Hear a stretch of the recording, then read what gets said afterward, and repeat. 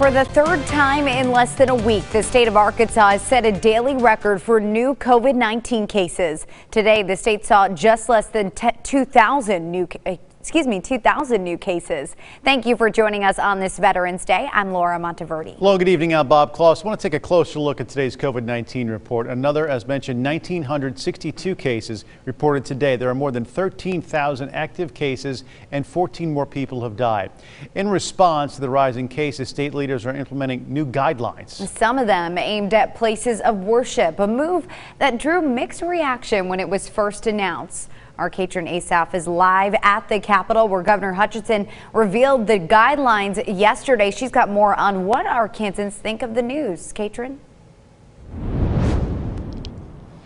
Well, the Arkansas Department of Health has estimated that somewhere between 250 and 300 COVID cases in Pulaski County between May and October were linked to places of worship. Now, that data comes from contact tracing and those testing positive saying they had attended a service at a place of worship within 2 weeks of their diagnosis. Now, though this is only one contributing factor to a rise in COVID cases in Arkansas, some say the focus on religious centers isn't fair.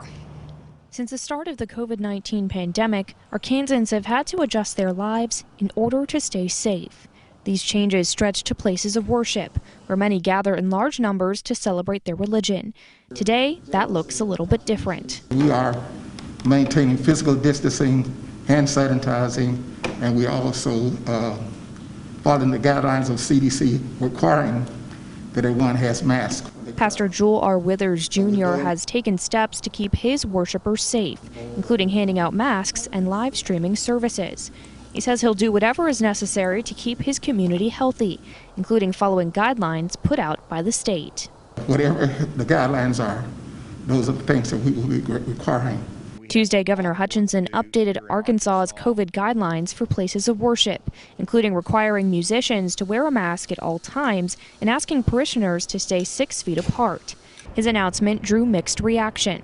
State Senator Trent Gardner says he's noticed many places of worship had already been staying safe, even before the new limits. Most places of worship in my area has taken the COVID-19 pandemic seriously. And is concerned that too much focus right now is on religious centers and not on other possible places of transmission. The reason our case exploding isn't just because of churches, it's a multitude of reasons. Although the guidelines are not a mandate, some churches will be implementing the new rules in order to make sure those searching for comfort in this difficult time are able to do so safely. It's so critically important that we maintain that connection during this season.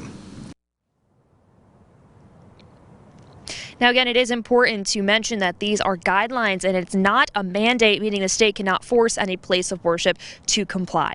Of course, we'll continue to keep you updated on COVID-19 and any new guidelines that are released by the state or governor. Reporting in Little Rock, I'm Katrin Asaf. Back to you.